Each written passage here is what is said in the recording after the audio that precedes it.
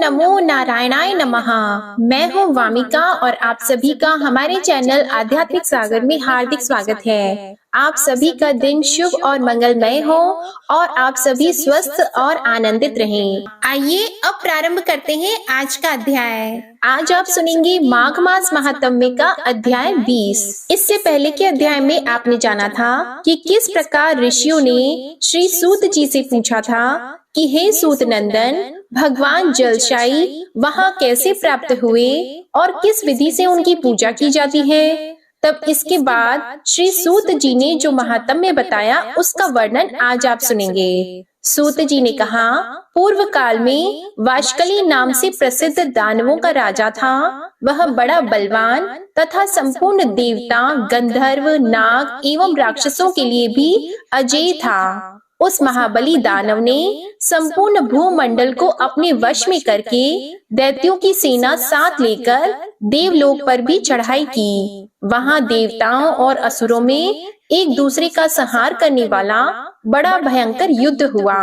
अंत में दानवराज वाशकली ने सेना तथा सामग्री सहित देवराज इंद्र पर विजय पाई। तब इंद्र ने देवताओं के साथ स्वर्ग का सिंहासन छोड़कर श्वेत द्वीप निवासिनी भगवान विष्णु की शरण ली, जहाँ शेष नाग की शैया पर श्री हरि योग निद्रा को स्वीकार करके शयन करते हैं और देवी लक्ष्मी उनके युगल चरणाविंदों की सेवा में लीन रहती हैं। और वहाँ पहुंचकर देवताओं ने सब ओर से वैदिक सूक्तों के द्वारा भगवान विष्णु का भक्ति पूर्वक स्तवन किया। फिर जगदीश्वर भगवान श्री हरि शैया से उठकर इंद्र से बोले, हे सहस्त्राक्ष, इस समय तीनों लोकों में कुशल तो है ना? तुम संपूर्ण देवताओं को साथ लेकर यहाँ कैसे आए हो? तब इंद्र ने कहा, हे भगवान, दैत्यराज वाशकली भगवान शंकर से वरदान पाकर बड़ा बलवान हो गया है। वह देवताओं के द्वारा युद्ध में अजेय है। उसने युद्ध भूमि में मुझे परास्त कर दिया है। हे मधुसूदन, इस समय वह स्वर्ग लोक में निवास करता है। इसी कष्ट से मैं संपूर्ण देवताओं के साथ आपकी शरण में आया हूँ। प्रभु, पूर्व काल में हिरण्याक्ष और हिरण्यकशिपु के भय से तथा अन्य अन्य दुरात्मा दैत्यों के आतंक से भी आपने हम सब देवताओं की रक्षा की है। अतः इस महाबली दानव वाशकली से भी आज हमारी रक्षा कीजिए। देवेश, आपको छोड़कर हम देवताओं के लिए दूसरा कोई उत्तम आश्रय नहीं है। तब श्री भगवान बोले, इंद्र, समय आने पर मैं स्वयं उस दानव को दंड दूंगा। अतः जब तक वह समय नहीं आता तब तक तुम कहीं तीर्थ भूमि में रहकर बड़ी भारी तपस्या करो। इंद्र ने कहा, हे जगदीश्वर, मैं उस दैत्य का नाश करने के लिए किस क्षेत्र में तपस्या करूं, यह आप ही बताएं। तब श्री भगवान विष्णु बोले, इंद्र, चमत्कारपुर का क्षेत्र सिद्धिदायक है, अतः तुम वहीं जाकर उसके वध के लिए तपस्या करो। इंद्र ने कहा, हे केशव, हम दानवराज वाशकली से डरे हुए हैं, अतः आपके बिना वहां नहीं जाएंगे। इसलिए आप स्वयं भी वहां चलिए। आपसे सुरक्षित होकर ही मैं वहां भारी तपस्या कर सकूंगा। भगवान विष्णु ने एवं अस्तु कहकर देवताओं और लक्ष्मी जी के साथ चमत्कारपुर के क्षेत्र में पदार्पण किया। उस समय सब देवताओं ने अपने लिए पृथक पृथक आश्रम बनाया। भगवान विष्णु ने वहां के प्राचीन एवं सुविस्तृत कुंड में क्षीर सागर का आह्वान किया और श्वेत द्वीप की भांति वहां भी शयन करने लगे। उस समय सब देवता उनके चारों ओर विनीत भाव से खड़े होकर उनकी स्तुति करते थे। फिर आषाढ़ कृष्ण द्वितीया, पूर्णिमांत मास की गणना के अनुसार श्रावण कृष्ण द्वितीया का शुभ दिवस आने पर बृहस्पति जी ने इंद्र से कहा, पुरंदर, आज अशून्य शयना नाम वाली द्वितीया है। यह भगवान विष्णु की अत्यंत प्रिय तिथि है। यह सुनकर देवराज इंद्र ने शास्त्रोक्त विधि से व्रत करके उस दिन जलशायी विष्णु का पूजन किया और इसी प्रकार 4 महीनों तक प्रत्येक द्वितीया के दिन वे श्री हरि का पूजन करते रहे।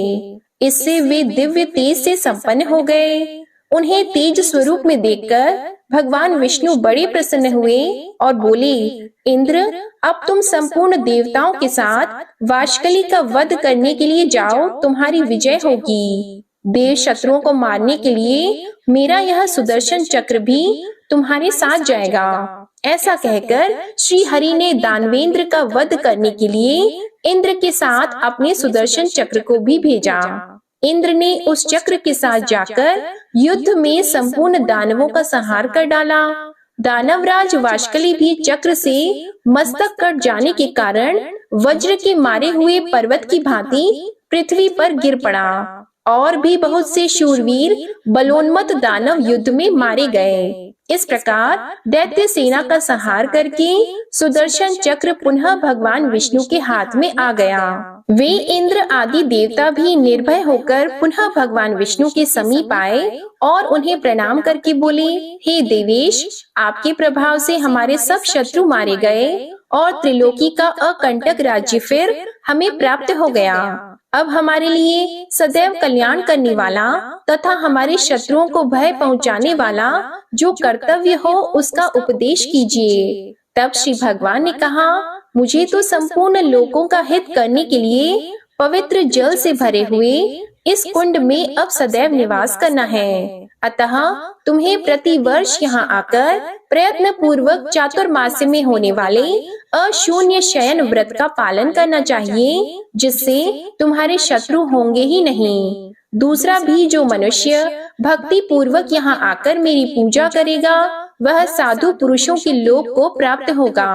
हे इंद्र, अब तुम स्वर्ग में जाकर राज्य करो। जब फिर आवश्यकता हो तब यहीं आकर मुझसे मिलना। श्री सूत जी कहते हैं, फिर इंद्र भगवान विष्णु को प्रणाम करके चले गए और भगवान लोकहित के लिए वहीं रहने लगे। हे ब्राह्मणों, जो मनुष्य अत्यंत श्रद्धा पूर्वक भक्ति भाव से उन जलशायी विष्णु की पूजा करता है वह परम गति को प्राप्त होता है। सब देवताओं ने मिलकर वहाँ द्वार का निर्माण की है। वहाँ चौमासे में भगवान विष्णु का पूजन करके मनुष्य मनोवांछित कामनाओं को प्राप्त कर लेता है। अतः सर्वथा प्रयत्न करके सब मनुष्यों को उस द्वारका की पूजा करनी चाहिए। श्री सूत जी कहते हैं, हे ब्राह्मणों, उस क्षेत्र में एक दूसरा कुंड भी है जो विश्वामित्र ऋषि के द्वारा प्रकट किया गया है। वह समस्त कामनाओं को देने वाला है। ऋषियों ने पूछा, हे सूतनंदन, विश्वामित्र मुनि का वह निर्मल तीर्थ किस समय वहाँ प्रतिष्ठित हुआ था? श्री सूत जी बोले,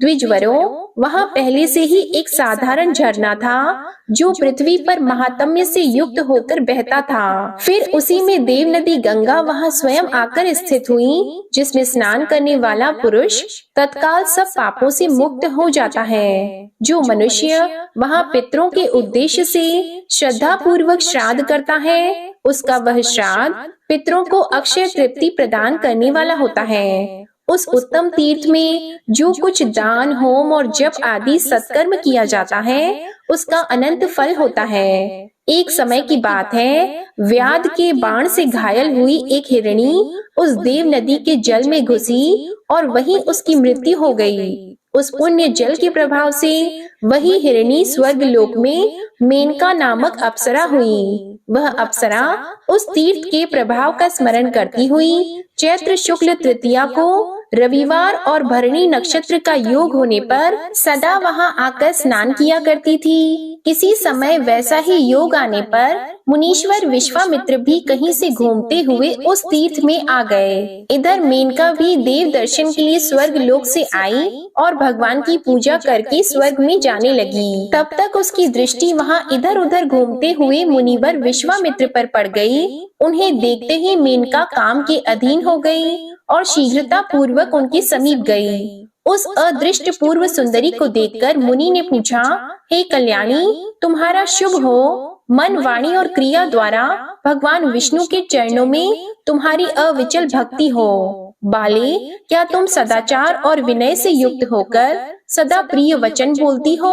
अपने पति के चरणाविंदों की सेवा में संलग्न रहती हो? क्या तुम्हें सदा अपने पति की प्रियतमा होने का सौभाग्य प्राप्त है? क्या पति के सामने अथवा परोक्ष में भी तुम दान आदि से अपने बंधु बांधवों तथा सुहृदों का सत्कार करती हो? क्या तुम पति के सो जाने पर सोती और उनके जागने से पहले ही उठ जाती हो?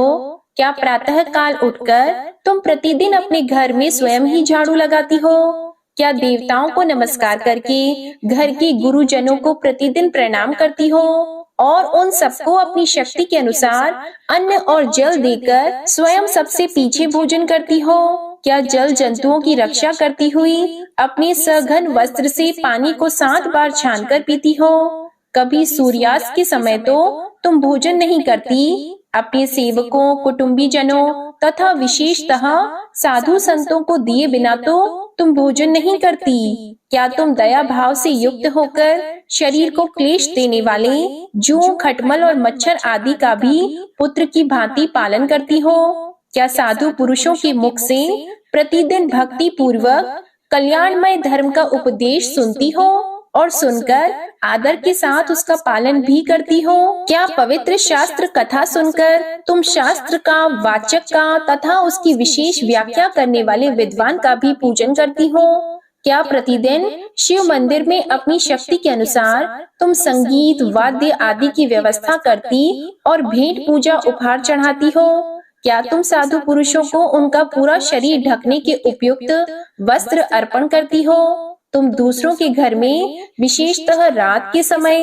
व्यर्थ घूमने के लिए तो नहीं जाती? कहीं पति के भूखे होते हुए भी तुम स्वयं तो भोजन नहीं कर लेती? क्या तुम प्रयत्न पूर्वक पति की आज्ञा का उल्लंघन करने के दोष से अपने को बचाती हो? कभी पति के कुपित होने पर तुम उनकी बातों का उत्तर तो नहीं देती? उनके क्रोध रूपी पाप का निवारण करने के लिए उनसे मीठे और प्रिय वचन तो बोलती हो ना? तुम पति के परदेश जाने पर मैले वस्त्र धारण करती और दीन, दुर्बल और म्लान वदन रहती हो ना? कभी मंदिर के पृष्ठ भाग में तुम झूठा और फूटा बर्तन तो नहीं रखती? रात्रि में जागरण काल में तुम कथा के स्थान, झरना, एकांत प्रदेश, नदी तट और वन में कभी अकेली तो नहीं जाती? और अपने मुखमंडल में तुम कुमकुम की बेंदी तो लगाती हो ना? तब मेनका बोली, मुनि, आपने जिनके धर्मों का वर्णन किया है वे दूसरी स्त्रियां हैं। हम तो स्वेच्छा आचार विहार करने वाली देवलोक की अप्सराएं हैं। महाभाग, आप किस देश से आए हैं? आपके दर्शन से मेरा मन विचलित हो रहा है। मुझ अनुरागिनी को आप स्वीकार करें,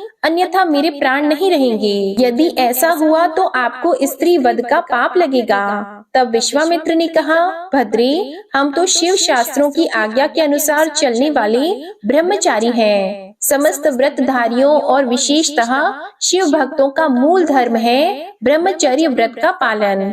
अतः हम जैसे लोगों से तुम फिर कभी ऐसी बात न कहना।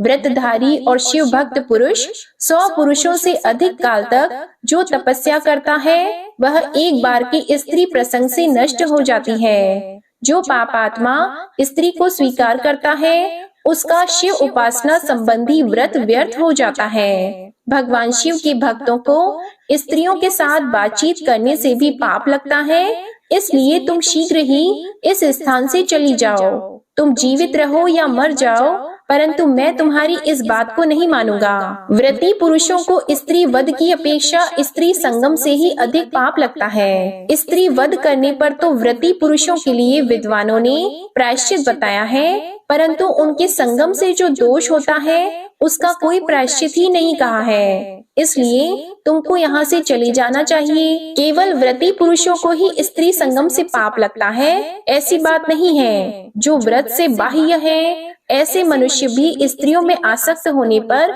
नीचे गिर जाते हैं। अतः समागम की बात तो दूर रहे। जो बुद्धिमान अपना कल्याण चाहे वह स्त्रियों के साथ वार्तालाप भी न करे। श्री सूत जी कहते हैं, विश्वामित्र जी की यह बात सुनकर क्रोध में भरी हुई मेनका ने उन्हें शाप दिया, ओ दुर्मते, मैं तुम्हारे प्रति अनुरक्त थी, फिर भी तुमने मेरा त्याग किया है। इसलिए आज ही तुम वृद्धावस्था से जर्जर शरीर वाले हो जाओ। तुम्हारे बाल सफेद हो जाएं और शरीर में झुर्रियां पड़ जाएं। उसके ऐसा कहने पर मुनि श्रेष्ठ विश्वामित्र उसी क्षण वैसे ही हो गए। तब वे भी कमंडलू से जल लेकर उसे शाप देने को उद्यत हुए और इस प्रकार बोले, ओ नीच, तुमने निर्दोष होने पर भी मुझे शाप दिया है, इसलिए तुम भी शीघ्र ही जरावस्था से जर्जर अंग वाली हो जाओ। ऋषि के वचन से वह भी तत्काल वैसी ही हो गई। उस वृद्ध शरीर से मेनका ने पुनः जाकर वहां के जलाशय में स्नान किया। स्नान करते ही वह पुनः पूर्ववत रूप लावण्य से संपन्न हो गई। यह महान आश्चर्य की बात देखकर ऋषि विश्वामित्र ने भी तुरंत जाकर वहां स्नान किया और वे भी पूर्ववत हो गए। उस तीर्थ के महात्म्य से मेनका और विश्वामित्र दोनों रूप तथा उदारता आदि गुणों से संपन्न हो गए और प्रसन्नता पूर्वक एक दूसरे से विदा लेकर अपने अभीष्ट स्थान को चले गए। उस तीर्थ का ऐसा महात्म्य जानकर महर्षि विश्वामित्र ने वहां देवाधिदेव महादेव जी का लिंग स्थापित किया और उस उत्तम तीर्थ में बड़ी भारी तपस्या की। उन्होंने उस सरोवर को और विस्तृत किया। वहां स्नान करके जो पुरुष उस उत्तम विश्वामित्रेश्वर लिंग का पूजन करता है वह भगवान शिव के लोक में जाता है। आज भी उस तीर्थ में गंगा जल के समान पवित्र जल दिखाई देता है जो सब पापों को हर लेने वाला है। जो श्रद्धा युक्त पवित्र हृदय से वहां स्नान करता है वह सर्व देव पूजित विष्णु लोक को जाता है। सूत जी कहते हैं, महर्षियों, हाटकेश्वर क्षेत्र में एक दूसरा परम सुंदर सारस्वत तीर्थ है। वहां स्नान करने वाला गूंगा मनुष्य भी बोलने में पटु हो जाता है तथा वह ब्रह्म लोक तक के सभी लोकों में अपनी रुचि के अनुसार जाता है। प्राचीन काल में बलवर्धन नाम से विख्यात एक राजा थे जो समुद्र पर्यंत संपूर्ण पृथ्वी को अपनी भुजाओं के बल से जीतकर उसका उपभोग करते थे। उनके एक सर्व लक्षण संपन्न पुत्र हुआ। पिता ने 12वें दिन श्रेष्ठ ब्राह्मणों को बुलाकर उसका नाम अम्बुविची रखा। फिर राजा का लाड प्यार पाकर वह बालक प्रतिदिन बढ़ने लगा, परंतु जन्म से ही मूक होने के कारण वह कुछ बोल नहीं सकता था। इसके बाद उस बालक का 7वां वर्ष आने पर राजा बलवर्धन मृत्यु को प्राप्त हो गए। तब मंत्रियों ने राजा के उसी पुत्र को राज्य सिंहासन पर बिठाया, क्योंकि उनके दूसरा कोई पुत्र नहीं था। इस प्रकार राज्य सिंहासन पर बैठे हुए बाल्य अवस्था से युक्त उस गूंगे राजा के राज्य में सब ओर उन्माद होने लगा। जल जंतुओं की भांति बलवान लोग सर्वत्र दुर्बलों को सताने लगे। तब मंत्रियों ने अपने पुरोहित वशिष्ठ जी से कहा, हे महामुनि, इस राजा के बोलने के लिए कोई उपाय कीजिए। तब दीर्घ काल तक विचार करके वशिष्ठ जी ने मंत्रियों से कहा कि हाटकेश्वर क्षेत्र में सब कामनाओं को देने वाला सारस्वत नामक तीर्थ है, वहीं ये राजा स्नान करे। महर्षि वशिष्ठ के कहने से राजा अम्बुविची ने तत्काल जाकर उस तीर्थ में स्नान किया और उसी क्षण वे मधुर स्वर से बोलने वाले वक्ता हो गए। राजा ने सरस्वती देवी का ऐसा प्रभाव जानकर बड़ी श्रद्धा के साथ उनका चिंतन किया और नदी तट से मिट्टी लेकर स्वयं ही सरस्वती देवी की चतुर्भुजा मूर्ति का निर्माण किया। वे दाहिने हाथ में मनोहर कमल और नक्षत्रों के तेज को तिरस्कृत करने वाली अक्षमाला लिए हुई थी और बाएं हाथ में उन्होंने दिव्य जल से भरा हुआ कमंडलू और सब विद्याओं की उत्पत्ति की स्थानभूत पुस्तक ले रखी थी। ऐसी मूर्ति का निर्माण करके राजा ने यत्न पूर्वक उसे शिला पृष्ठ पर स्थापित किया और धूप माला तथा चंदन से भक्ति पूर्वक उसकी पूजा की। इसके बाद श्रद्धा भाव से पवित्र हृदय के द्वारा उनके आगे शुद्ध एवं विनीत होकर नरेश ने उच्च स्वर से देवी की स्तुति की कि हे देवी, सत असत, कारण और कार्य रूप तथा बंध मोक्ष स्वरूप जो कोई भी वस्तु है वह सब गुप्त रूप से स्थित रहने वाली आपके द्वारा व्याप्त है। ठीक उसी तरह जैसे अग्नि के द्वारा ईंधन व्याप्त होता है, आप ही सिद्धि रूप में सब लोगों के हृदय में निवास करती हो। हे देवेश्वरी, आप ही जीवा पर वाणी रूप से और नेत्र में ज्योति रूप से विराजमान हो। तीनों लोकों में एकमात्र आप ही भक्ति भाव से ग्रहण करने योग्य हो। शरण में आए हुए दीनों और पीड़ितों की रक्षा में आप सदा तत्पर रहती हो। आप ही कीर्ति, धृति, मेधा, भक्ति और प्रभा कही गई हो। समस्त प्राणियों में निवास करने वाली कांति, क्षुधा और निद्रा भी आप ही हो। तुष्टि, पुष्टि, श्री, प्रीति, स्वधा, स्वाहा, रात्रि, रति, पृथ्वी, गंगा, सत्य, धर्म, मनस्विनी, लज्जा, शांति, स्मृति, दक्षा, क्षमा, गौरी, रोहिणी, सिनी वाली जिसमें चंद्रमा का दर्शन हो ऐसी अमावस्या, कुहू अर्थात जिसमें चंद्रमा का दर्शन न हो ऐसी अमावस्या, राका अर्थात पूर्णिमा, देव माता अदिति, ब्रह्माणी, विंता, लक्ष्मी, कद्रु, दाक्षायणी, सती, शिवा, गायत्री, सावित्री, कृषि, वृष्टि, श्रुति, कला, वेला, नाड़ी, त्रुटि, काष्ठा, रसना और सरस्वती सब कुछ आप ही हो। इसके सिवा तीनों लोकों में और भी जो कुछ है, जो अधिक होने के कारण मेरे द्वारा नहीं कहा गया हो, वह सब चेष्टा युक्त और चेष्टा रहित वस्तुएं आपका ही स्वरूप है। गंधर्व, किन्नर, देवता, सिद्ध, विद्याधर, नाग, यक्ष, गुह्यक, भूत, दैत्य और विनायक गण आदि सब आपके ही प्रसाद से परम सिद्धि को प्राप्त हुए हैं। अन्य देवता कष्ट पूर्वक आराधना और पूजा करने पर ही मनुष्य के पाप हरते हैं, परंतु आप केवल नाम लेने से सबका उद्धार करती हो। राजा अम्बुविची के द्वारा इस प्रकार स्तुति की जाने पर देवेश्वरी सरस्वती देवी ने अत्यंत हर्षित होकर कहा, हे भूपाल, मैं तुम्हारी सुस्थिर भक्ति और इस स्तुति से बहुत संतुष्ट हूँ, अतः तुम शीघ्र ही मनोवांछित वर मांगो। तब राजा ने कहा, देवी, आज से मेरी प्रार्थना स्वीकार करके आप सदा इस तीर्थ में निवास करें और आपकी यह पूजनीय प्रतिमा त्रिभुवन विख्यात होकर इस तीर्थ में मेरी सुस्थिर कीर्ति के रूप में विद्यमान रहे। जो यहाँ स्थित रहने वाली आपकी आराधना जिस निमित्त से भी करे, उसकी भक्ति के अनुसार उस कामना को आप शीघ्र ही पूर्ण करती रहें।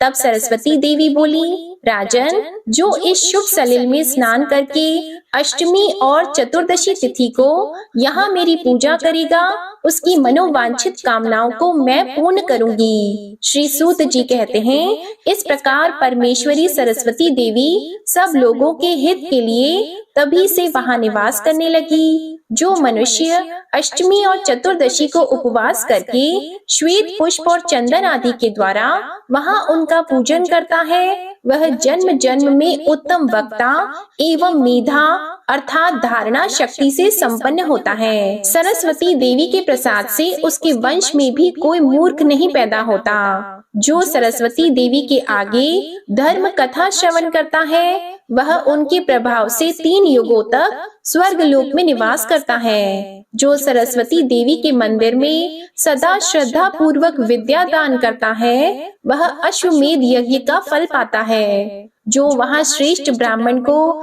धर्म शास्त्र की पुस्तक दान करता है, वह भी अश्वमेध यज्ञ का फल पाता है। जो सरस्वती देवी के आगे खड़ा होकर वेद पाठ करता है, वह संपूर्ण अग्निष्टोम यज्ञ का फल पाता है। आज की कथा समाप्त होती है। इसके आगे का वृतांत आप अगले अध्याय में सुनेंगे। अब सुनिए श्रीमद् भागवत महापुराण कथा के आगे का अध्याय। राजा परीक्षित ने श्री शुकदेव जी से पूछा, हे महाभाग, अब मैं वह उपाय जानना चाहता हूँ जिसके अनुष्ठान से मनुष्यों को अनेक अनेक भयंकर यातनाओं से पूर्ण नरकों में न जाना पड़े। आप कृपा करके उसका उपदेश कीजिए। तब श्री शुकदेव जी ने कहा, मनुष्य मन, वाणी और शरीर से पाप करता है। यदि वह उन पापों का इसी जन्म में प्रायश्चित न कर ले, तो मरने के बाद उसे अवश्य ही उन भयंकर यातना पूर्ण नरकों में जाना पड़ता है, जिनका वर्णन मैंने तुम्हें 5वें स्कंद के अंत में सुनाया है। इसलिए बड़ी सावधानी और सजगता के साथ रोग एवं मृत्यु के पहले ही शीघ्र से शीघ्र पापों की गुरुता और लघुता पर विचार करके उनका प्रायश्चित कर डालना चाहिए। जैसे मर्मज्ञ चिकित्सक रोगों का कारण और उनकी गुरुता लघुता जानकर झटपट उनकी चिकित्सा कर देता है। तब राजा परीक्षित ने पूछा, भगवान, मनुष्य राजदंड, समाज दंड आदि लौकिक और शास्त्र उक्त नरक गमन आदि पारलौकिक कष्टों से यह जानकर भी कि पाप उसका शत्रु है, पाप वासनाओं से विवश होकर बार बार वैसे ही कर्मों में प्रवृत्त हो जाता है। ऐसी अवस्था में उसके पापों का प्रायश्चित कैसे संभव है? मनुष्य कभी तो प्रायश्चित आदि के द्वारा पापों से छुटकारा पा लेता है, कभी फिर उन्हें ही करने लगता है। ऐसी स्थिति में मैं समझता हूँ कि जैसे स्नान करने के बाद धूल डाल लेने के कारण हाथी का स्नान व्यर्थ हो जाता है, वैसे ही मनुष्य का प्रायश्चित करना भी व्यर्थ ही है। श्री शुकदेव जी ने कहा, वस्तुतः कर्म के द्वारा ही कर्म का निर्बीज नाश नहीं होता, क्योंकि कर्म का अधिकारी अज्ञानी है। अज्ञान रहते पाप वासनाएं सर्वथा नहीं मिट सकती, इसलिए सच्चा प्रायश्चित तो तत्व ज्ञान ही है। जो पुरुष केवल सुपथ्य का ही सेवन करता है, उसे रोग अपने वश में नहीं कर सकते। वैसे ही परीक्षित, जो पुरुष नियमों का पालन करता है, वह धीरे धीरे पाप वासनाओं से मुक्त होकर कल्याणप्रद तत्व ज्ञान प्राप्त करने में समर्थ होता है। जैसे बांसों के झुरमुट में लगी आग बांसों को जला डालती है, वैसे ही धर्मज्ञ और श्रद्धावान धीर पुरुष तपस्या, ब्रह्मचर्य, इंद्रिय दमन, मन की स्थिरता, दान, सत्य, बाहर और भीतर की पवित्रता तथा यम एवं नियम, इन 9 साधनों से मन, वाणी और शरीर के द्वारा किए गए बड़े से बड़े पापों को भी नष्ट कर देते हैं। भगवान की शरण में रहने वाले भक्त जन जो बिरले ही होते हैं, केवल भक्ति के द्वारा अपने सारे पापों को उसी प्रकार भस्म कर देते हैं जैसे सूर्य कोहरे को। परीक्षित, पापी पुरुष की जैसी शुद्धि भगवान को आत्मसमर्पण करने से और उनके भक्तों का सेवन करने से होती है, वैसी तपस्या आदि के द्वारा नहीं होती। जगत में यह भक्ति का पंथ ही सर्वश्रेष्ठ, भय रहित और कल्याण स्वरूप है, क्योंकि इस मार्ग पर भगवत परायण सुशील साधुजन चलते हैं। हे परीक्षित, जैसे शराब से भरे घड़े को नदियां पवित्र नहीं कर सकती, वैसे ही बड़े बड़े प्रायश्चित बार बार किए जाने पर भी भगवत विमुख मनुष्य को पवित्र करने में असमर्थ है। जिन्होंने अपने भगवत गुणानुरागी मन मधुकर को भगवान श्री कृष्ण के चरणाविंद मकरंद का एक बार पान करा दिया, उन्होंने सारे प्रायश्चित कर लिए। वे स्वप्न में भी यमराज और उनके पाशधारी दूतों को नहीं देखते, फिर नरक की तो बात ही क्या है। हे परीक्षित, इस विषय में महात्मा लोग एक प्राचीन इतिहास कहा करते हैं। उसमें भगवान विष्णु और यमराज के दूतों का संवाद है, तो मुझसे उसे सुनो। कान्यकुब्ज नगर में एक दासीपति ब्राह्मण रहता था। उसका नाम था अजामिल। दासी के संसर्ग से दूषित होने के कारण उसका सदाचार नष्ट हो चुका था। वह पतित कभी बटोहियों को बांधकर उन्हें लूट लेता, कभी लोगों को जुए के छल से हरा देता, किसी का धन धोखाधड़ी से ले लेता तो किसी का चुरा लेता। इस प्रकार अत्यंत निंदनीय वृत्ति का आश्रय लेकर वह अपने कुटुंब का पेट भरता था और दूसरे प्राणियों को बहुत ही सताता था। हे परीक्षित, इसी प्रकार वह वहां रहकर दासी के बच्चों का लालन पालन करता रहा। इस प्रकार उसकी आयु का बहुत बड़ा भाग 88 वर्ष बीत गया। बूढ़े अजामिल के 10 पुत्र थे। उनमें सबसे छोटे का नाम था नारायण। माँ बाप उससे बहुत प्यार करते थे। वृद्ध अजामिल ने अत्यंत मोह के कारण अपना संपूर्ण हृदय अपने बच्चे नारायण को सौंप दिया था। वह अपने बच्चे की तोतली बोली सुन सुनकर तथा बाल सुलभ खेल देखकर फूला नहीं समाता था। अजामिल बालक के स्नेह बंधन में बंध गया था। जब वह खाता तब उसे भी खिलाता, जब पानी पीता तो उसे भी पिलाता। इस प्रकार वह अतिशय मूढ़ हो गया था। उसे इस बात का पता ही नहीं चला कि मृत्यु मेरे सिर पर आ पहुंची है। वह मूर्ख इसी प्रकार अपना जीवन बिता रहा था कि मृत्यु का समय आ पहुंचा। अब वह अपने पुत्र बालक नारायण के संबंध में ही सोचने विचारने लगा। इतने में ही अजामिल ने देखा कि उसे ले जाने के लिए अत्यंत भयावनी 3 यमदूत आए हैं। उनके हाथों में फांसी है, मुंह टेढ़े मेढ़े हैं और शरीर के रोए खड़े हुए हैं। उस समय बालक नारायण वहां से कुछ दूरी पर खेल रहा था। यमदूतों को देखकर अजामिल अत्यंत व्याकुल हो गया और उसने बहुत ऊंचे स्वर से पुकारा, नारायण। भगवान के पार्षदों ने देखा कि यह मरते समय हमारे स्वामी भगवान नारायण का नाम ले रहा है, उनके नाम का कीर्तन कर रहा है, अतः वे बड़े वेग से झटपट वहां आ पहुंचे। उस समय यमराज के दूत दासीपति अजामिल के शरीर में से उसके सूक्ष्म शरीर को खींच रहे थे। विष्णु दूतों ने उन्हें बलपूर्वक रोक लिया। उनके रोकने पर यमराज के दूतों ने उनसे कहा, अरे धर्मराज की आज्ञा का निषेध करने वाले तुम लोग हो कौन? तुम किसके दूत हो? कहां से आए हो? और इसे ले जाने से हमें क्यों रोक रहे हो? क्या तुम लोग कोई देवता, उपदेवता अथवा सिद्ध श्रेष्ठ हो? हम देखते हैं कि तुम सब लोगों के नेत्र कमल दल के समान कोमलता से भरे हैं। तुम पीले पीले रेशमी वस्त्र पहने हो, तुम्हारे सिर पर मुकुट, कानों में कुंडल और गले में कमल के हार लहरा रहे हैं। सबकी नई अवस्था है, सुंदर सुंदर 4 भुजाएं हैं, सभी के कर कमलों में धनुष, तरकश, तलवार, गदा, शंख, चक्र, कमल आदि सुशोभित है। तुम लोगों की अंग कांति से दिशाओं का अंधकार और प्राकृत प्रकाश भी दूर हो रहा है। हम धर्मराज के सेवक हैं, हमें तुम लोग क्यों रोक रहे हो?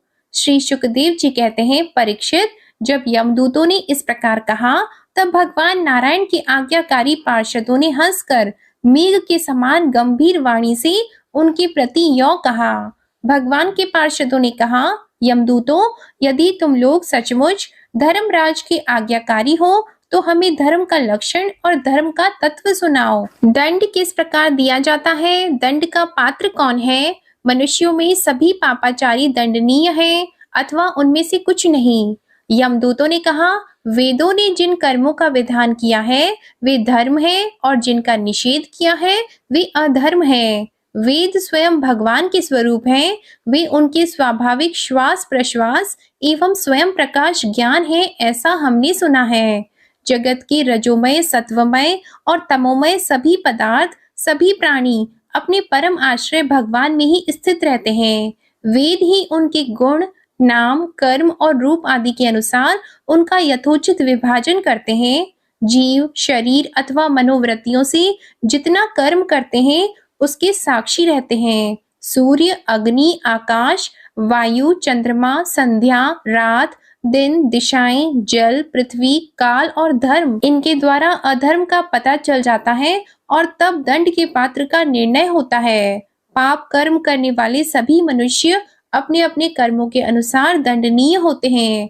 निष्पाप पुरुषों, जो प्राणी कर्म करते हैं उनका गुणों से संबंध रहता ही है, इसलिए सभी से कुछ पाप और कुछ पुण्य होते ही हैं और देहवान होकर भी कोई पुरुष कर्म किए बिना रह ही नहीं सकता। इस लोक में जो मनुष्य जिस प्रकार का और जितना अधर्म या धर्म करता है वह परलोक में उसका उतना और वैसा ही फल भोगता है। देव शिरोमणियों, सत्व, रज और तम, इन तीन गुणों के भेद के कारण इस लोक में भी तीन प्रकार के प्राणी दिखते हैं, पुण्यात्मा, पापात्मा और पुण्य पाप दोनों से युक्त अथवा सुखी दुखी और सुख दुख दोनों से युक्त।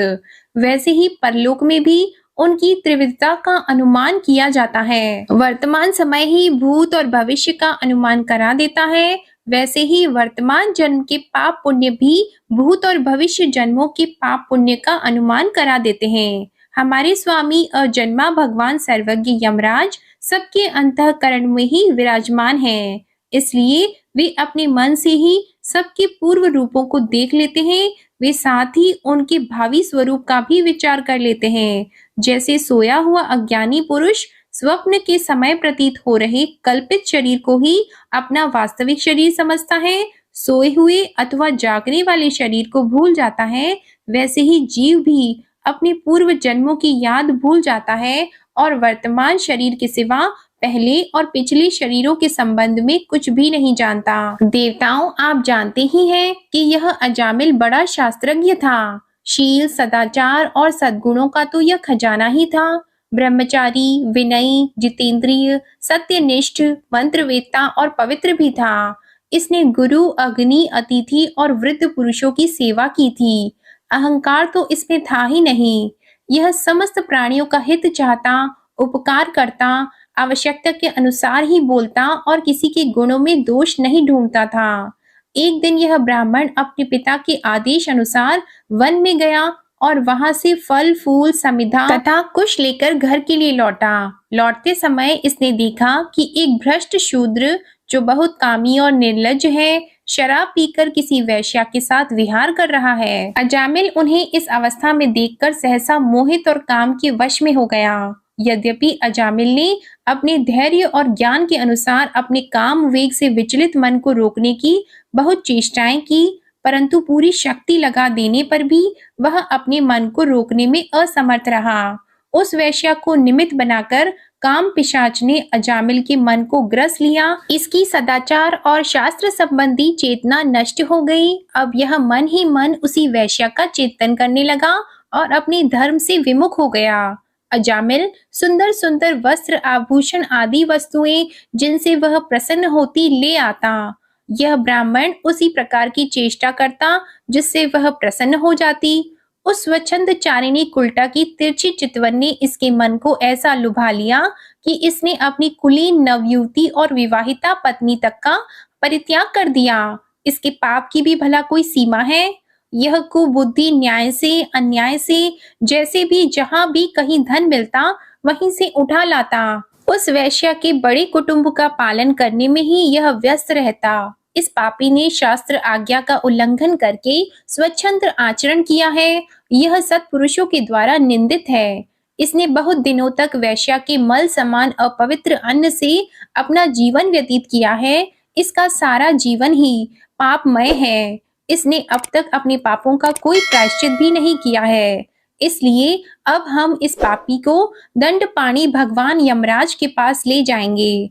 वहां ये अपने पापों का दंड भोग कर शुद्ध हो जाएगा। श्री सुखदेव जी कहते हैं, परीक्षित, भगवान के नीति निपुण एवं धर्म का मर्म जानने वाले पार्षदों ने यमदूतों का यह अभिभाषण सुनकर उनसे इस प्रकार कहा। भगवान के पार्षदों ने कहा, यमदूतों, यह बड़े आश्चर्य और खेद की बात है कि धर्मज्ञों की सभा में अधर्म प्रवेश कर रहा है, क्योंकि वहां निरपराध और अदंडनीय व्यक्तियों को व्यर्थ ही दंड दिया जाता है। जो प्रजा के रक्षक है, शासक है, समदर्शी और परोपकारी है, यदि वे ही प्रजा के प्रति विषमता का व्यवहार करने लगे तो फिर प्रजा किसकी शरण लेगी? सत्पुरुष जैसा आचरण करते हैं, साधारण लोग भी वैसा ही करते हैं। वे अपने आचरण के द्वारा जिस कर्म को धर्म अनुकूल प्रमाणित कर देते हैं, लोग उसी का अनुकरण करने लगते हैं। साधारण लोग पशुओं के समान धर्म और अधर्म का स्वरूप न जानकर किसी सत्पुरुष पर विश्वास कर लेते हैं, उसकी गोद में सिर रखकर निर्भय और निश्चिंत सो जाते हैं। वही दयालु सत्पुरुष जो प्राणियों का अत्यंत विश्वास पात्र है और जिसे मित्र भाव से अपना हितैषी समझकर उन्होंने आत्मसमर्पण कर दिया है, उन अज्ञानी जीवों के साथ कैसे विश्वासघात कर सकता है? यमदूतों, इसने कोटि कोटि जन्मों की पाप राशि का पूरा पूरा प्रायश्चित कर लिया है, क्योंकि इसने विवश होकर ही सही भगवान के परम कल्याणमय मोक्षप्रद नाम का उच्चारण तो किया है। जिस समय इसने नारायण इन 4 अक्षरों का उच्चारण किया, उसी समय केवल उतने से ही इस पापी के समस्त पापों का प्रायश्चित हो गया। चोर, शराबी, मित्रद्रोही, ब्रह्मघाती, गुरु पत्नीगामी, ऐसे लोगों का संसर्गी, स्त्री, राजा, पिता और गाय को मारने वाला, चाहे जैसा और चाहे जितना बड़ा पापी हो, सभी के लिए यही इतना ही सबसे बड़ा प्रायश्चित है कि भगवान के नामों का उच्चारण किया जाए, क्योंकि भगवान नामों के उच्चारण से मनुष्य की बुद्धि भगवान के गुण, लीला और स्वरूप में रम जाती है और स्वयं भगवान की उसके प्रति आत्म बुद्धि हो जाती है। यदि प्रायश्चित करने के बाद भी मन फिर से कुमार्ग में पाप की ओर दौड़े तो वह चरम सीमा का पूरा पूरा प्रायश्चित नहीं है।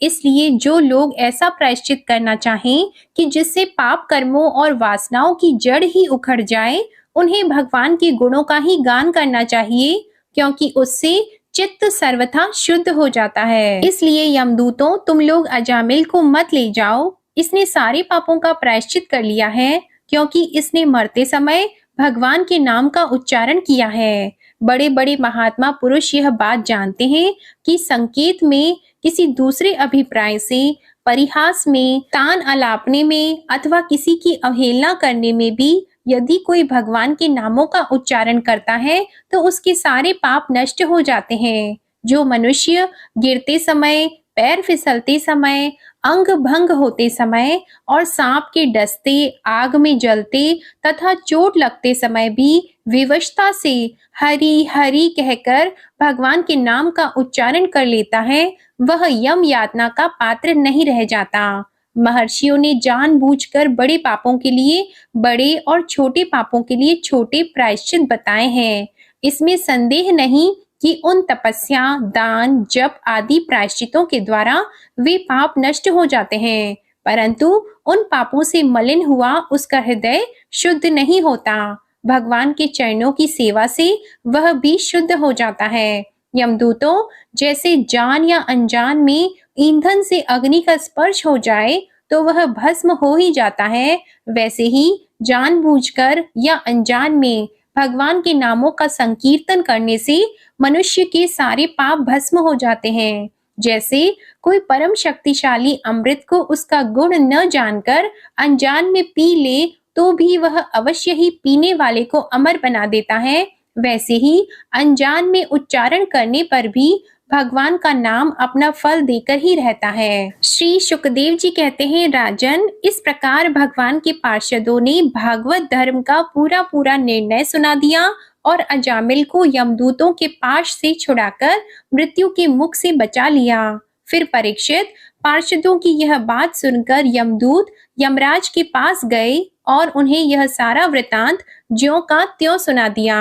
अजामिल यमदूतों के फंदे से छूटकर निर्भय और स्वस्थ हो गया।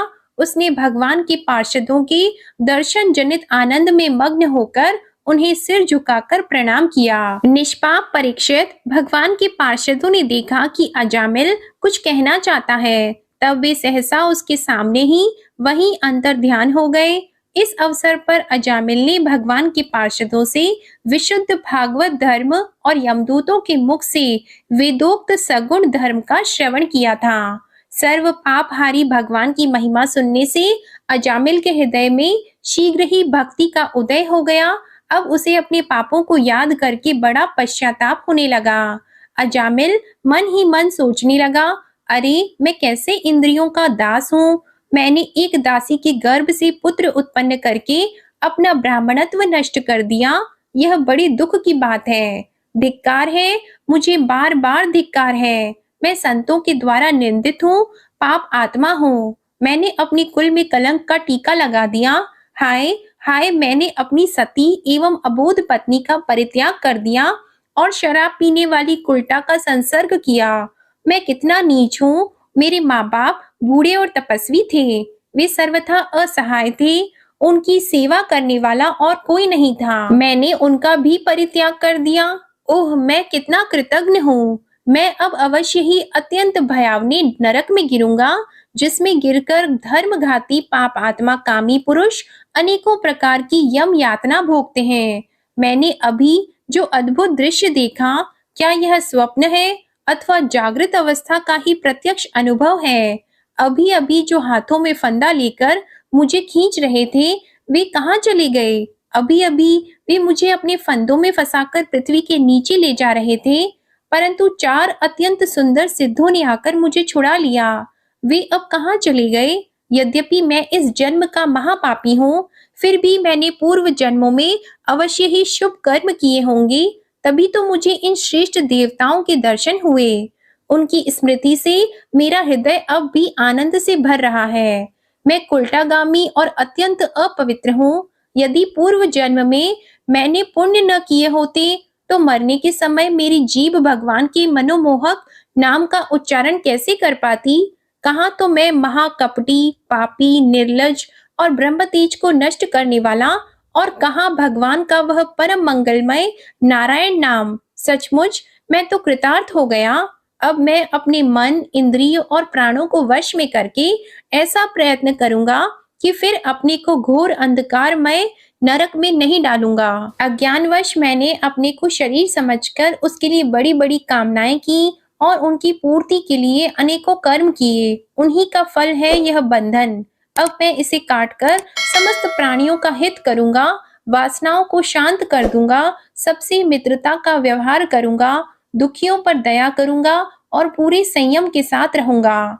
भगवान की माया ने स्त्री का रूप धारण करके मुझ अधम को फांस लिया और क्रीड़ा मृग की भांति मुझे बहुत नाच नचाया। अब मैं अपने आप को उस माया से मुक्त करूंगा। मैंने सत्य वस्तु परमात्मा को पहचान लिया है, अतः अब मैं शरीर आदि में मैं और मेरे का भाव छोड़कर भगवान नाम के कीर्तन आदि से अपने मन को शुद्ध करूंगा और उसे भगवान में लगाऊंगा। श्री शुकदेव जी कहते हैं, हे परीक्षित, उन भगवान के पार्षद महात्माओं का केवल थोड़ी ही देर के लिए सत्संग हुआ था। इतने से ही अजामिल के चित्त में संसार के प्रति तीव्र वैराग्य हो गया। वे सबके संबंध और मोह को छोड़कर हरिद्वार चले गए। उस देव स्थान में जाकर वे भगवान के मंदिर में आसन से बैठ गए और उन्होंने योग मार्ग का आश्रय लेकर अपनी सारी इंद्रियों को विषयों से हटाकर मन में लीन कर लिया और मन को बुद्धि में मिला दिया। इसके बाद आत्मचिंतन के द्वारा उन्होंने बुद्धि को विषयों से पृथक कर लिया और भगवान के धाम अनुभव स्वरूप पर ब्रह्मा में जोड़ दिया। इस प्रकार जब अजामिल की बुद्धि त्रिगुणमय प्रकृति से ऊपर उठकर भगवान के स्वरूप में स्थित हो गई, तब उन्होंने देखा कि उनके सामने वे ही चारों पार्षद जिन्हें उन्होंने पहले देखा था वे खड़े हैं। अजामिल ने सिर झुकाकर उन्हें नमस्कार किया। उनका दर्शन पाने के बाद उन्होंने उस तीर्थ स्थान में गंगा के तट पर अपना शरीर त्याग दिया और तत्काल भगवान के पार्षदों का स्वरूप प्राप्त कर लिया। अजामिल भगवान के पार्षदों के साथ स्वर्णमय विमान पर आरूढ़ होकर आकाश मार्ग से भगवान लक्ष्मीपति के निवास स्थान बैकुंठ को चले गए। परीक्षित, अजामिल ने दासी का सहवास करके सारा धर्म कर्म चौपट कर दिया था। वे अपने निंदित कर्म के कारण पतित हो गए थे। नियमों से च्युत हो जाने के कारण उन्हें नरक में गिराया जा रहा था, परंतु भगवान के एक नाम का उच्चारण करने मात्र से वे उससे तत्काल मुक्त हो गए। जो लोग इस संसार बंधन से मुक्त होना चाहते हैं, उनके लिए अपने चरणों के स्पर्श से तीर्थों को भी तीर्थ बनाने वाले भगवान के नाम से बढ़कर और कोई साधन नहीं है, क्योंकि नाम का आश्रय लेने से मनुष्य का मन फिर कर्म के पचड़ों में नहीं पड़ता। भगवान नाम के अतिरिक्त और किसी प्रायश्चित का आश्रय लेने पर मन रजोगुण और तमोगुण से ग्रस्त ही रहता है तथा पापों का पूरा पूरा नाश भी नहीं होता। परीक्षित, यह इतिहास अत्यंत गोपनीय और समस्त पापों का नाश करने वाला है। जो पुरुष श्रद्धा और भक्ति के साथ इसका श्रवण कीर्तन करता है, वह नरक में कभी नहीं जाता। यमराज के दूत तो आंख उठाकर उसकी ओर देख तक नहीं सकते। उस पुरुष का जीवन चाहे पापमय ही क्यों न रहा हो, वैकुंठ लोक में उसकी पूजा होती है। परीक्षित, देखो, अजामिल जैसे पापी ने मृत्यु के समय पुत्र के बहाने भगवान के नाम का उच्चारण किया, उसे भी वैकुंठ की प्राप्ति हो गई। फिर जो लोग श्रद्धा के साथ भगवान नाम का उच्चारण करते हैं, उनकी तो बात ही क्या है। राजा परीक्षित ने पूछा, हे भगवान, देवाधिदेव धर्मराज के वश में सारे जीव हैं और भगवान के पार्षदों ने उन्हीं की आज्ञा भंग कर दी और उनके दूतों को अपमानित कर दिया। जब उनके दूतों ने यमपुरी में जाकर उनसे अजामिल का वृतांत कह सुनाया, तब सब कुछ सुनकर उन्होंने अपने दूतों से क्या कहा, ऋषिवर, मैंने पहले ये बात कभी नहीं सुनी कि किसी ने किसी भी कारण से धर्मराज के शासन का उल्लंघन किया हो। भगवान, इस विषय में लोग बहुत संदेह करेंगे और उसका निवारण आपके अतिरिक्त दूसरा कोई नहीं कर सकता, ऐसा मेरा निश्चय है। श्री शुकदेव जी ने कहा, हे परीक्षित, जब भगवान के पार्षदों ने यमदूतों का प्रयत्न विफल कर दिया, तब उन लोगों ने संयमनीपुरी के स्वामी एवं अपने शासक यमराज के पास जाकर निवेदन किया। यमदूतों ने कहा, प्रभु, संसार के जीव 3 प्रकार के कर्म करते हैं, पाप, पुण्य अथवा दोनों से मिश्रित।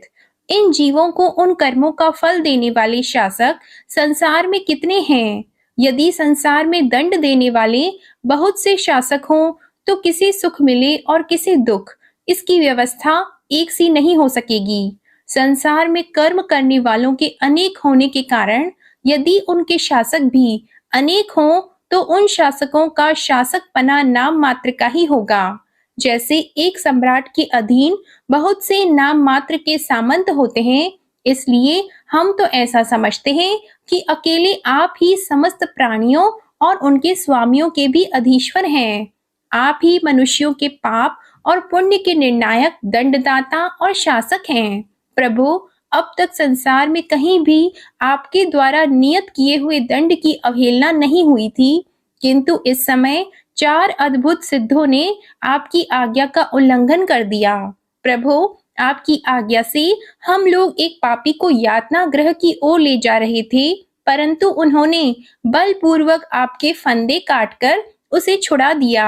हम आपसे उनका रहस्य जानना चाहते हैं। यदि आप हमें सुनने का अधिकारी समझें तो कहें। प्रभु, बड़े ही आश्चर्य की बात हुई कि इधर तो अजामिल के मुंह से नारायण यह शब्द निकला और उधर वे डरो मत कहते हुए झटपट वहां आ पहुंचे। श्री सुखदेव जी कहते हैं, जब दूतों ने इस प्रकार प्रश्न किया, तब देव शिरोमणि प्रजा के शासक भगवान यमराज ने प्रसन्न होकर श्री हरि के चरण कमलों का स्मरण करते हुए उनसे कहा। यमराज ने कहा, दूतों, मेरे अतिरिक्त एक और ही चराचर जगत के स्वामी हैं। उन्हीं में यह संपूर्ण जगत सूत में वस्त्र के समान ओतप्रोत है। उन्हीं के अंश ब्रह्मा, विष्णु और शंकर इस जगत की उत्पत्ति, स्थिति और प्रलय करते हैं। उन्हीं ने इस सारे जगत को नथे हुए बैल के समान अपने अधीन कर रखा है। मेरे प्यारे दूतों, जैसे किसान अपने बैलों को पहले छोटी छोटी रस्सियों में बांधकर फिर उन रस्सियों को एक बड़ी आड़ी रस्सी में बांध देते हैं, वैसे ही जगदीश्वर भगवान ने भी ब्राह्मण आदि वर्ण और ब्रह्मचर्य आदि आश्रम रूप छोटी छोटी नाम की रस्सियों में बांधकर फिर सब नामों को वेदवाणी रूप बड़ी रस्सी में बांध रखा है। इस प्रकार सारे जीव नाम और कर्म रूप बंधन में बंधे हुए भयभीत होकर उन्हें ही अपना सर्वस्व भेंट कर रहे हैं। दूतों, मैं इंद्र, निरति, वरुण, आदित्य, विश्व देवता, 8 वसु, साध्य, 49 मरुत, सिद्ध, 11 रुद्र, रजोगुण एवं तमोगुण से रहित भृगु आदि प्रजापति और बड़े बड़े देवता सब के सब सत्व प्रधान होने पर भी उनकी माया के अधीन हैं तथा भगवान कब क्या किस रूप में करना चाहते हैं इस बात को नहीं जानते। तब दूसरों की तो बात ही क्या है। दूतों, जिस प्रकार घट पट आदि रूपवान पदार्थ अपने प्रकाशक नेत्र को नहीं देख सकते, वैसे ही अंतःकरण में अपने साक्षी रूप से स्थित परमात्मा को कोई भी प्राणी इंद्रिय, मन, प्राण, हृदय या वाणी आदि किसी भी साधन के द्वारा नहीं जान सकता।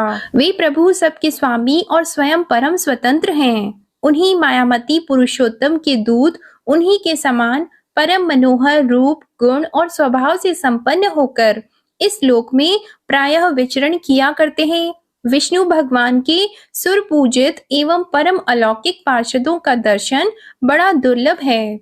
वे भगवान के भक्त जनों को उनके शत्रुओं से, मुझसे और अग्नि आदि सब विपत्तियों से सर्वथा सुरक्षित रखते हैं। स्वयं भगवान ने ही धर्म की मर्यादा का निर्माण किया है। उसे न तो ऋषि जानते हैं और न देवता या सिद्धगण। ऐसी स्थिति में मनुष्य, विद्याधर, चारण और असुर आदि तो जान ही कैसे सकते हैं। भगवान के द्वारा निर्मित भागवत धर्म परम शुद्ध और अत्यंत गोपनीय है। उसे जानना बहुत ही कठिन है। जो उसे जान लेता है वह भगवत स्वरूप को प्राप्त हो जाता है। दूतों, भागवत धर्म का रहस्य हम 12 व्यक्ति ही जानते हैं। ब्रह्मा जी, देवर्षि नारद, भगवान शंकर, सनत कुमार, कपिल देव, स्वयंभू मनु, प्रहलाद, जनक, भीष्म पितामह, बलि, शुकदेव जी और मैं अर्थात धर्मराज। इस जगत में जीवों के लिए बस यही सबसे बड़ा कर्तव्य परम धर्म है कि वे नाम कीर्तन आदि उपायों से भगवान के चरणों में भक्ति भाव प्राप्त कर लें। प्रिय दूतों, भगवान के नाम उच्चारण की महिमा तो देखो। अजामिल जैसा पापी भी एक बार नाम उच्चारण करने मात्र से मृत्यु पाश से छुटकारा पा गया। भगवान के गुण, लीला और नामों का भली भांति कीर्तन मनुष्य के पापों का सर्वथा विनाश कर दे, यह कोई उसका बहुत बड़ा फल नहीं है, क्योंकि अत्यंत पापी अजामिल ने मरने के समय चंचल चित्त से अपने पुत्र का नाम नारायण उच्चारण किया। इस नाम भास मात्र से ही उसके सारे पाप तो क्षीण हो ही गए, मुक्ति की भी प्राप्ति हो गई। बड़े बड़े विद्वानों की बुद्धि कभी भगवान की माया से मोहित हो जाती है। वे कर्मों के मीठे मीठे फलों का वर्णन करने वाली अर्थवाद रूपिणी वेद वाणी में ही मोहित हो जाते हैं और यज्ञ याग आदि बड़े बड़े कर्मों में ही संलग्न रहते हैं तथा इस सुगमाति सुगम भगवान नाम की महिमा को नहीं जानते। यह कितने खेद की बात है। प्रिय दूतों, बुद्धिमान पुरुष ऐसा विचार करके भगवान अनंत में ही संपूर्ण अंतःकरण से अपना भक्ति भाव स्थापित करते हैं। वे मेरे दंड के पात्र नहीं हैं। पहली बात तो यह है कि वे पाप करते ही नहीं, परंतु यदि कदाचित संयोगवश कोई पाप बन भी जाए तो उसे भगवान का गुणगान तत्काल नष्ट कर देता है। जो समदर्शी साधु भगवान को ही अपना साध्य और साधन दोनों समझकर उन पर निर्भर है, बड़े बड़े देवता और सिद्ध उनके पवित्र चरित्रों का प्रेम से गान करते रहते हैं। मेरे दूतों, भगवान की गदा उनकी सदा रक्षा करती रहती है। उनके पास तुम लोग कभी भूलकर भी मत फटकना। उन्हें दंड देने की सामर्थ्य न हम में है और न साक्षात काल में ही। बड़े बड़े परमहंस दिव्य रस के लोभ से संपूर्ण जगत और शरीर आदि से भी अपनी अहंता ममता हटाकर अकिंचन होकर निरंतर भगवान मुकुंद के पादारविंद का मकरंद रसपान करते रहते हैं। जो दुष्ट उस दिव्य रस से विमुख हैं और नरक के दरवाजे घर गृहस्थी की तृष्णा का बोझा बांधकर उसे ढो रहे हैं, उन्हीं को मेरे पास बार बार लाया करो। जिनकी जीभ भगवान के गुणों और नामों का उच्चारण नहीं करती, जिनका चित्त उनके चरणाविंदों का चिंतन नहीं करता और जिनका सिर एक बार भी भगवान श्री कृष्ण के चरणों में नहीं झुकता, उन भगवत सेवा विमुख पापियों को ही मेरे पास लाया करो। आज मेरे दूतों ने भगवान के पार्षदों का अपराध करके स्वयं भगवान का ही तिरस्कार किया है। यह मेरा ही अपराध है। पुराण पुरुष भगवान नारायण हम लोगों का यह अपराध क्षमा करें। हम अज्ञानी होने पर भी हैं उनके निजजन और उनकी आज्ञा पाने के लिए अंजलि बांधकर सदा उत्सुक रहते हैं। अतः परम महिमान्वित भगवान के लिए यही योग्य है कि वे क्षमा कर दें। मैं उन सर्व अंतर्यामी एक रस अनंत प्रभु को नमस्कार करता हूँ। श्री सुखदेव जी कहते हैं, हे परीक्षित, इसलिए तुम ऐसा समझ लो कि बड़े से बड़े पापों का सर्वोत्तम अंतिम और पाप वासनाओं को भी निर्मूल कर डालने वाला प्रायश्चित यही है कि केवल भगवान के गुणों, लीलाओं और नामों का कीर्तन किया जाए। इसी से संसार का कल्याण हो सकता है। जो लोग बार बार भगवान के उदार और कृपापूर्ण चरित्रों का श्रवण कीर्तन करते हैं, उनके हृदय में प्रेममयी भक्ति का उदय हो जाता है। उस भक्ति से जैसी आत्मशुद्धि होती है, वैसी चांद्रायण आदि व्रतों से नहीं होती। जो मनुष्य भगवान श्री कृष्ण चंद्र के चरणाविंद मकरंद रस का लोभी भ्रमर है, वह स्वभाव से ही माया के आपात रम्य दुखद और पहले से ही छोड़े हुए विषयों में फिर नहीं रमता। किंतु जो लोग उस दिव्य रस से विमुख हैं, कामनाओं ने जिनकी विवेक बुद्धि पर पानी फेर दिया है, वे अपने पापों का मार्जन करने के लिए पुनः प्रायश्चित रूप कर्म ही करते हैं। इससे होता यह है कि उनके कर्मों की वासना मिटती नहीं और वे फिर वैसे ही दोष कर बैठते हैं। हे परीक्षित, जब यमदूतों ने अपने स्वामी धर्मराज के मुख से इस प्रकार भगवान की महिमा सुनी और उसका स्मरण किया, तब उनके आश्चर्य की सीमा नहीं रही। तभी से वे धर्मराज की बात पर विश्वास करके अपने नाश की आशंका से भगवान के आश्रित भक्तों के पास नहीं जाते, और तो क्या वे उनकी ओर आंख उठाकर देखने में भी डरते हैं।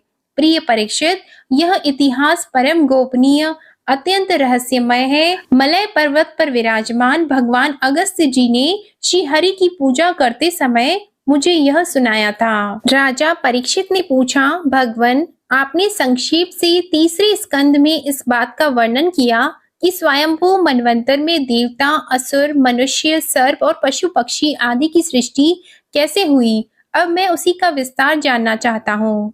प्रकृति आदि कारणों के भी परम कारण भगवान अपनी जिस शक्ति से जिस प्रकार उसके बाद की सृष्टि करते हैं, उसे जानने की भी मेरी इच्छा है। सूत जी कहते हैं, शौनक आदि ऋषियों, परम योगी व्यास नंदन श्री सुखदेव जी ने राजर्षि परीक्षित का यह सुंदर प्रश्न सुनकर उनका अभिनंदन किया और इस प्रकार कहा। श्री सुखदेव जी ने कहा, राजा प्राचीन बरही के 10 लड़के, जिनका नाम प्रचेता था, जब समुद्र से बाहर निकले, तब उन्होंने देखा कि हमारे पिता के निवृत्ति परायण हो जाने से सारी पृथ्वी पेड़ों से घिर गई है। उन्हें वृक्षों पर बड़ा क्रोध आया। उनके तपोबल ने तो मानो क्रोध की आग में आहुति ही डाल दी। बस उन्होंने वृक्षों को जला डालने के लिए अपने मुख से वायु और अग्नि की सृष्टि की। हे परीक्षित, जब प्रचेताओं की छोड़ी हुई अग्नि और वायु उन वृक्षों को जलाने लगी, तब वृक्षों के राजा अधिराज चंद्रमा ने उनका क्रोध शांत करते हुए इस प्रकार कहा, महाभाग्यवान प्रचेताओं, ये वृक्ष बड़े दीन हैं। आप लोग इनसे द्रोह मत कीजिए, क्योंकि आप तो प्रजा की अभिवृद्धि करना चाहते हैं और सभी जानते हैं कि आप प्रजापति हैं।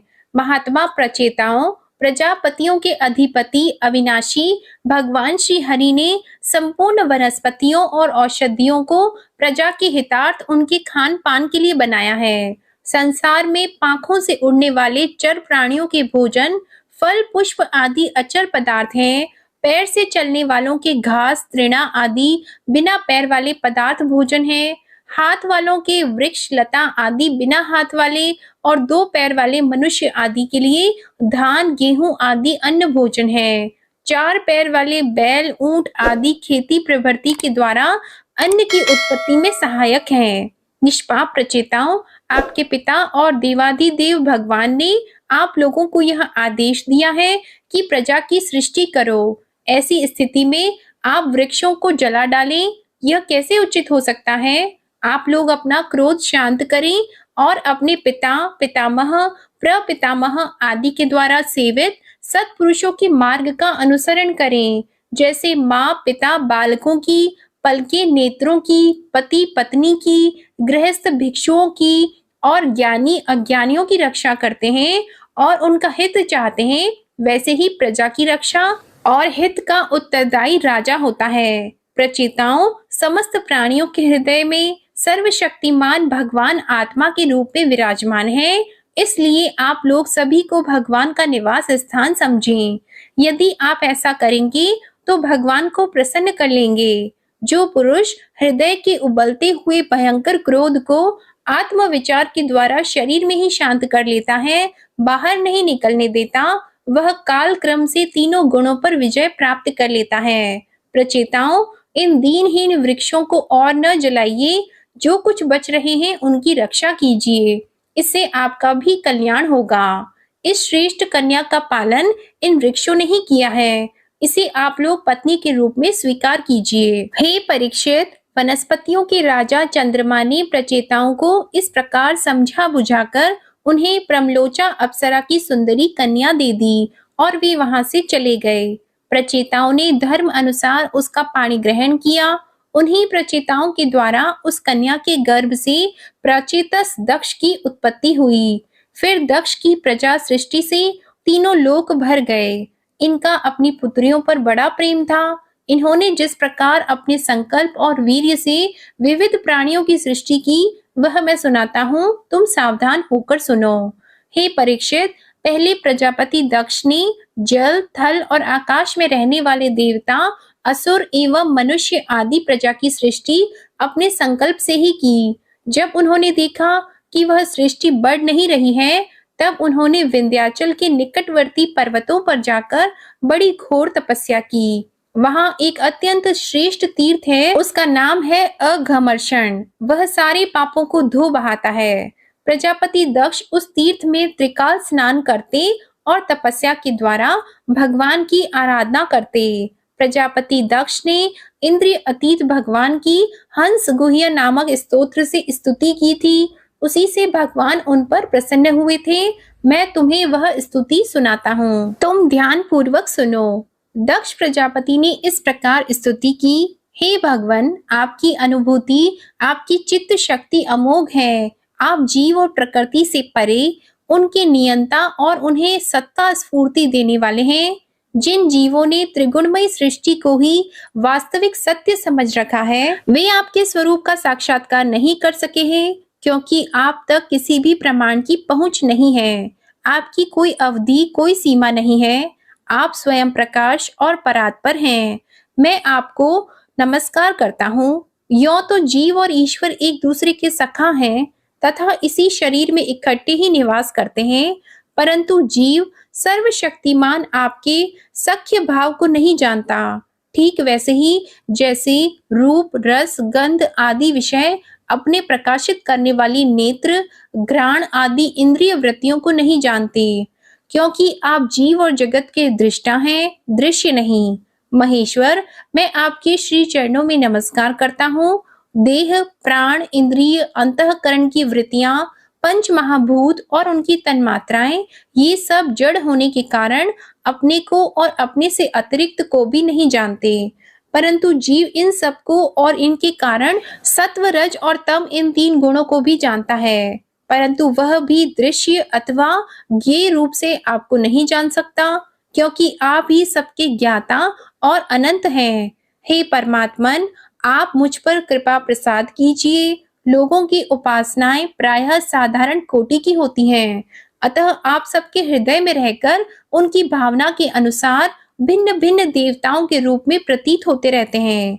ठीक वैसे ही जैसे हवा गंध का आश्रय लेकर सुगंधित प्रतीत होती है, परंतु वास्तव में सुगंधित नहीं होती, ऐसे सबकी भावनाओं का अनुसरण करने वाले प्रभु मेरी अभिलाषा पूर्ण करें। श्री सुखदेव जी कहते हैं, हे परीक्षित, विंध्याचल के अघमर्षण तीर्थ में जब प्रजापति दक्ष ने इस प्रकार स्तुति की, तब भक्त वत्सल भगवान उनके सामने प्रकट हुए। उस समय भगवान गरुड़ के कंधों पर चरण रखे हुए थे। विशाल एवं हृष्ट पुष्ट 8 भुजाएं थी। उनमें चक्र, शंख, तलवार, ढाल, बाण, धनुष, पाश और गदा धारण किए हुए थे। वर्षाकालीन मेघ के समान श्याममल शरीर पर पीतांबर फहरा रहा था। मुखमंडल प्रफुल्लित था। नेत्रों से प्रसाद की वर्षा हो रही थी। घुटनों तक वनमाला लटक रही थी। वक्ष स्थल पर सुनहरी रेखा, श्री वत्स चिन्ह और गले में कौस्तुभ मणि जगमगा रही थी। बहुमूल्य किरीट, कंगन, मकराकृत कुंडल, करधनी, अंगूठी, कड़े, नुपुर और बाजूबंद अपने अपने स्थान पर सुशोभित थे। त्रिभुवनपति भगवान ने त्रैलोक्य विमोहन रूप धारण कर रखा था। नारद, नंद, सुनंद आदि पार्षद उनके चारों ओर खड़े थे। इंद्र आदि देवेश्वर गण स्तुति कर रहे थे तथा सिद्ध, गंधर्व और चारण भगवान के गुणों का गान कर रहे थे। यह अत्यंत आश्चर्यमय और अलौकिक रूप देखकर दक्ष प्रजापति कुछ सहम गए। प्रजापति दक्ष ने आनंद से भरकर भगवान के चरणों में साष्टांग प्रणाम किया। जैसे झरनों के जल से नदियां भर जाती हैं, वैसे ही परमानंद के उद्रेक से उनकी एक एक इंद्रिय भर गई और आनंद परवश हो जाने के कारण वे कुछ भी बोल नहीं सके। हे परीक्षित, प्रजापति दक्ष अत्यंत नम्रता से झुककर भगवान के सामने खड़े हो गए। भगवान सबके हृदय की बात जानते ही हैं। उन्होंने दक्ष प्रजापति की भक्ति और प्रजावृद्धि की कामना देखकर उनसे यों कहा। श्री भगवान ने कहा, परम भाग्यवान दक्ष, अब तुम्हारी तपस्या सिद्ध हो गई, क्योंकि मुझ पर श्रद्धा करने से तुम्हारे हृदय में मेरे प्रति परम प्रेम भाव का उदय हो गया है। प्रजापति, तुमने इस विश्व की वृद्धि के लिए तपस्या की है, इसलिए मैं तुम पर प्रसन्न हूँ, क्योंकि यह मेरी ही इच्छा है कि जगत के समस्त प्राणी अभिवृद्ध और समृद्ध हों। ब्रह्मा, शंकर, तुम्हारे जैसे प्रजापति, स्वयंभू आदि मनु तथा इंद्र आदि देवेश्वर, ये सब मेरी विभूतियां हैं और सभी प्राणियों की अभिवृद्धि करने वाले हैं। ब्राह्मण, तपस्या मेरा हृदय है, विद्या शरीर है, कर्म आकृति है, यज्ञ अंग है, धर्म मन है और देवता प्राण है।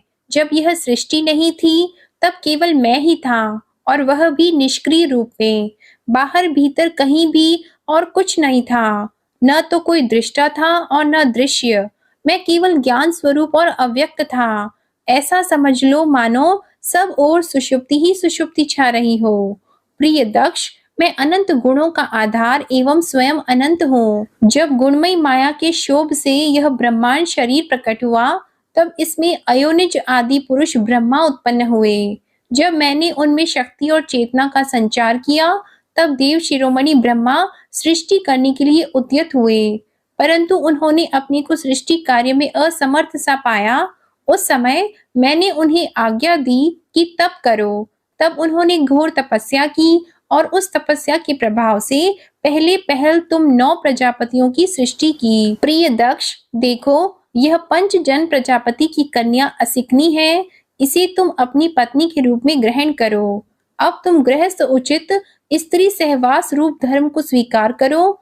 यह असिकनी भी उस धर्म को स्वीकार करेगी, तब तुम इसके द्वारा बहुत सी प्रजा उत्पन्न कर सकोगे। प्रजापति, अब तक तो मानसी सृष्टि होती थी, परंतु अब तुम्हारे बाद सारी प्रजा मेरी माया से स्त्री पुरुष के संयोग से ही उत्पन्न होगी और मेरी सेवा में तत्पर रहेगी। श्री सुखदेव जी कहते हैं, विश्व के जीवन दाता भगवान श्री हरि यह कहकर दक्ष के सामने ही इस प्रकार अंतर ध्यान हो गए, जैसे स्वप्न में देखी हुई वस्तु स्वप्न टूटते ही लुप्त हो जाती है। जय श्री कृष्णा। आज का अध्याय समाप्त हुआ। इसके आगे का वृतांत आप अगले अध्याय में सुनिएगा। आज की वीडियो पसंद आए तो वीडियो को लाइक कीजिएगा, शेयर कीजिएगा, चैनल को सब्सक्राइब कीजिएगा और ज्वाइन भी कीजिएगा। कमेंट में राधे कृष्ण भगवान की जय लिखिएगा। इसी के साथ आज आप हमारे चैनल पर गुप्त नवरात्रि के 5वें दिन की कथा, श्री दुर्गा सप्तशती का पाठ और संतोषी माता की व्रत कथा भी जरूर सुनिएगा। जय श्री राधे कृष्णा।